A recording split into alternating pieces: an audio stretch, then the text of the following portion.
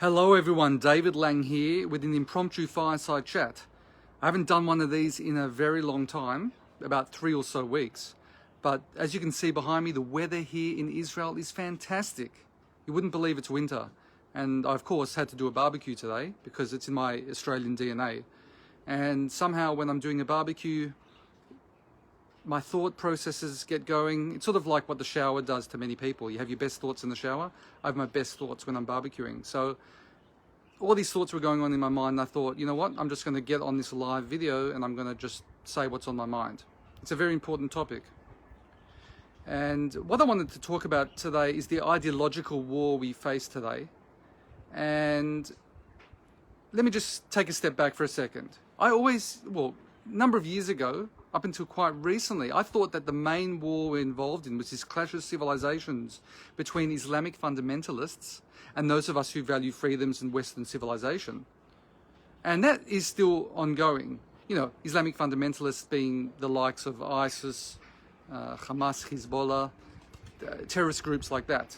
And even less than that, not potentially terrorist groups, but, you know, people like Ilan Omar, Rashida Tlaib, who are in bed with these Islamic fundamentalists like the Muslim Brotherhood.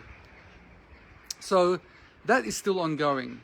But when you look at the conflict and this ideological war in these black and white terms, it's quite misleading. And there have been a number of incidences which have cleared my mind recently.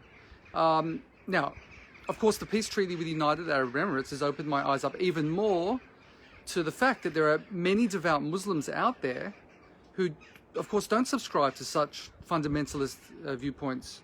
They're very Western thinking. They want progress. They're into capitalism. They're into all the freedoms that we appreciate.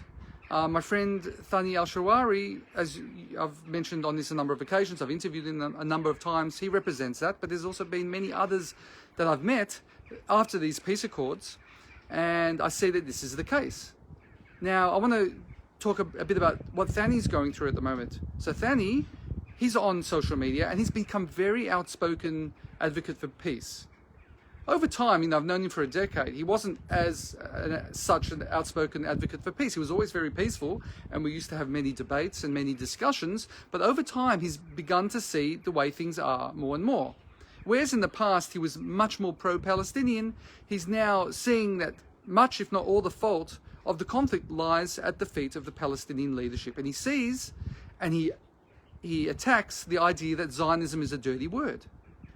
He sees how it's been villainized because he's met many Zionists like myself, and he realizes how it's integral to Judaism and how all the good things about Zionism that we know about. By putting himself out there, he's being attacked by all sorts of scum and villainy. And it's reached a crescendo. I mean, he's been attacked, but what happened recently, in the last couple of days or so, is he met up with the son, Shivi Froman, the son of Menachem Froman. Now, Menachem Froman, Rabbi Menachem Froman, the late Rabbi Menachem Froman, he was a staunch peace advocate. He was criticized by many people on the right because, for instance, he went so far in that direction that he even drafted a peace agreement with Hamas, which many of us would not agree with. But it's clear that this guy wanted peace. He had many friendships with Palestinian Arab villagers and people like that, leaders. And as I said, he was criticized for it. But there's no way you could look at this guy as anti-peace. So my friend Thani Al-Shawari, he met up for a tea with Shivi Froman and his wife. And it was there in Dubai at the moment. And he's been attacked with such libels, it's unbelievable. There's a Palestinian assistant professor whose name escapes me at the moment. He also heads a human rights organization, so-called human rights organization, that has made up this horrible blood libel whereby he said that this Shivi Froman, so this Rabbi Menachem Froman, had once conducted a wedding inside Al-Aqsa Mosque with alcohol. And as I wrote about this yesterday, there's no way this ever happened. One, you never heard about it because we would have already been through World War III and back had that actually occurred. Think about it. But two, because Rabbi Menachem Froman is such a peace advocate, he would never have done such a thing. And three, Al-Aqsa Mosque is within the Temple Mount compound, which is the holiest site in Judaism. Of course, he wouldn't desecrate the holy site in Judaism. We're not even really allowed up there without certain restrictions. The Israeli government severely restricts access up there for Jewish people. So it's an absolute bogus, pernicious libel, which I would go further and say it's designed to instigate a war, to trigger a war, to trigger murder. It's incitement and murder. It's incitement to murder. And I'm not even exaggerating here. So my friend Fanny's been implicated in this. And I take it a step further in terms of this. It's not just a libel against Danny, but it's an implied threat against his life. Because by implicating him, saying, look, he's friends with this son of a person that violated our holy mosque, it's guilt by association. And we have to talk out, and this is what has prompted me to speak out today. We have to stand behind our allies, whatever their religion. Okay, this is not a conflict along religious lines. Sure, there is that component in some cases, but it's way beyond that. And let me give you another example to illustrate my point. Something that I discovered this morning and wrote about. Ariel Gold, who's a far left activist for Code Pink. I've mentioned her before. She's Jewish. At least I think she is. She claims to be. She was just on Iran's press TV. It's Iranian state-controlled press TV, highly anti-Semitic. I'm not just banding that word around. They are really anti-Semitic. And they just had an interview with her and, wait for it, a guy called by the name of Angelo John Gage. That might ring a bell with many of you who've been watching my videos and following my work, because Angelo John Gage is this neo-Nazi white supremacist fascist that I've written about and spoken about. He talks about the Holocaust, the Holocaust, the protocols of the Elders of Zion actually being a thing. There's no hiding or couching anything behind anti-Zionism. He's a full-blown far-right anti-Semite. He was on the same interview with Ariel Gold, and Ariel Gold kept referring to him as my colleague. Now, maybe Ariel Gold doesn't know exactly who he is, but for goodness sake, you do your due diligence. You're not going to appear with David Duke. Now, Iranian press TV certainly knew who he was, because he's been a nobody who's gathered a little bit of a following on social media by virtue of these anti-Semitic otherings.